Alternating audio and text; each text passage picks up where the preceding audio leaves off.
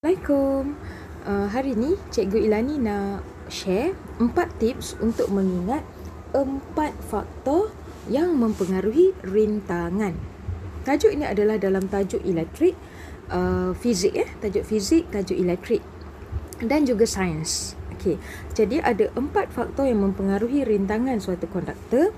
Cikgu selalu bagi ingatkan anak murid cikgu boleh ingat sebagai LAT. LATT. Ini adalah lukisan daripada Datuk Lat. Lukisan Datuk Lat iaitu seorang kartunis terkenal di Malaysia dengan karya Kampung Boy. Okey, jadi tapi kalau Datuk Lat ejaan dia LAT. Tapi untuk fizik kita tambah lagi satu T iaitu LATT. LATT ni adalah singkatan bagi length, area, type dan temperature. So ada 4 faktor ini, length, area, type, temperature akan mempengaruhi nilai rintangan suatu konduktor. Kita mulakan dengan L yang pertama iaitu length. Okey, length ataupun panjang konduktor. Kalau kita lihat pada graf dia macam ni. Okey, ini adalah graf rintangan melawan panjang. Graf dia adalah graf berkadar terus. Okey, di mana semakin meningkat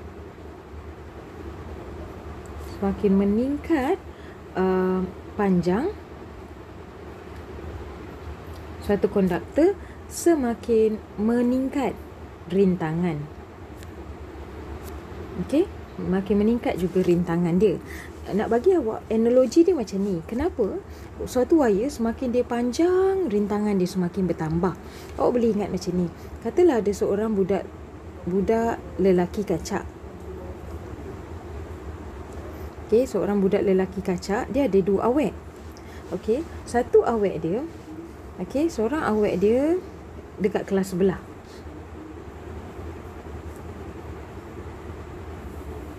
Dia ada lagi satu awek jauh nun di sana, iaitu dekat negeri lain, dekat negeri Kelantan. Okey, budak lelaki ni orang Johor. Okey, jadi kalau ikut logik, mana rintangan percintaan dia lebih besar? Tentulah logiknya yang jauh kat Kelantan. Dia tak tahu awek dia ni telefon siapa, tak tahu balik sekolah dengan siapa, bercakap dengan siapa. Tapi kalau awek kelas sebelah, kan senang. Jadi awak bolehlah ingat analogi ni. Semakin panjang suatu konduktor, semakin bertambah rintangan. Okey. Yang kedua adalah area ataupun luas keratan rentas suatu konduktor. Kalau graf dia akan jadi macam ni. Ini rintangan, ini adalah 1/A, ini adalah straight. Apa maksud 1/A? Maksud 1/A apabila luas keratan rentas dia berkurang, rintangan dia akan bertambah. Dia berkadar songsang. Kalau luas keratan rentas dia adalah bertambah, rintangan dia adalah berkurang. Okey, analogi dia macam ni pula. Awak boleh ingat macam ni. Sekarang kita ada 2 jalan. Ini adalah jalan highway. Ini pula adalah denai, jalan kampung. Okey, kalau jalan highway, mana yang jalan highway dengan jalan denai yang ada batu-batu, kerikil, gravel tu kan. Jadi mana yang lebih senang kereta nak lalu? Tentulah highway kan, sebab dia ada banyak lane, ada 3 lane. Ada yang 4 lane. Okey, ada lane laju, dia boleh pergi laju. Tapi kalau denai, jalan kampung, dah lah jalan tu sempit.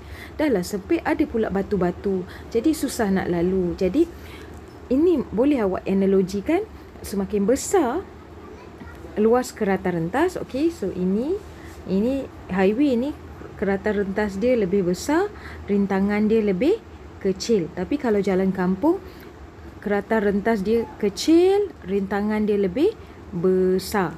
Okey, jadi pilihlah wire yang tebal. Wire yang tebal dia punya rintangan dia lebih kecil berbanding wire konduktor yang halus. Okey. Seterusnya yang ketiga adalah jenis. Jenis ni, okey. Kalau ikut graf, okey, awak boleh hafal macam ni. Alahai. Kenapa kamu nakal? A ni argentum. K ni cuprum. Konstanten yang ketiga. Dan N ni nichrome. Okey. Jadi kalau lukis graf,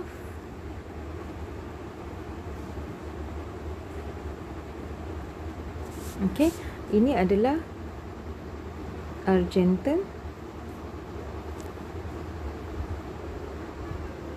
Ni cuprum. Ini konstanten. Dan ini adalah nichrome. Okey, ini kalau ikut rintangan dia, V against I lah. So, yang ini dia punya luas bawah graf dia punya kecerunan dia kecil. Maksudnya dia punya rintangan kecil berbanding nichrome. Dia punya, okey, dia punya kecerunan dia lebih besar. Jadi dia punya rintangan paling besar. Kalau ikut susunan, ingatlah argentum yang paling baik, ataupun lepas tu diikuti oleh cuprum, ketiga konstanten, dan yang last adalah nichrome. Okey, boleh ingat macam ni. Dan yang keempat adalah temperature. Okey, kalau ikut temperature, graf dia bagi ni rintangan bagi suhu. Okey, ini melawan suhu suatu logam. Kalau alloy lain, semiconductor lain, tapi cikgu nak tunjuk untuk logam. Okey, jadi graf dia macam ni. Okey, jadi daripada graf kita tahu iaitu apabila suhu semakin bertambah, apabila suhu semakin meningkat, maka rintangan pun semakin meningkat. Rintangan suatu logam semakin meningkat. Okey, macam mana nak faham?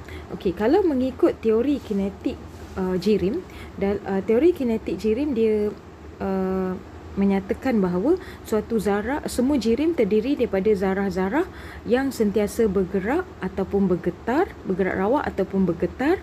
Okey, di mana apabila zarah-zarah ni dipanaskan, okey, ataupun dibekalkan tenaga haba, zarah-zarah tersebut akan menyerap tenaga tadi, dan kemudian tenaga kinetik akan semakin bertambah.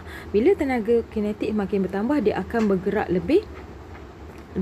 lebih laju. Jadi ini akan menyebabkan berlaku pertembungan dengan arus ataupun elektron yang mengalir. Okey, jadi berlaku pertembungan, dia berlanggar, jadi tepatlah apabila suhu meningkat, okey, rintangan pun meningkat. Okey, jadi itu sahaja 4 tips untuk menghafal 4 faktor yang mempengaruhi rintangan suatu konduktor. Okey, jangan lupa subscribe kelas YouTube cikgu. Terima kasih.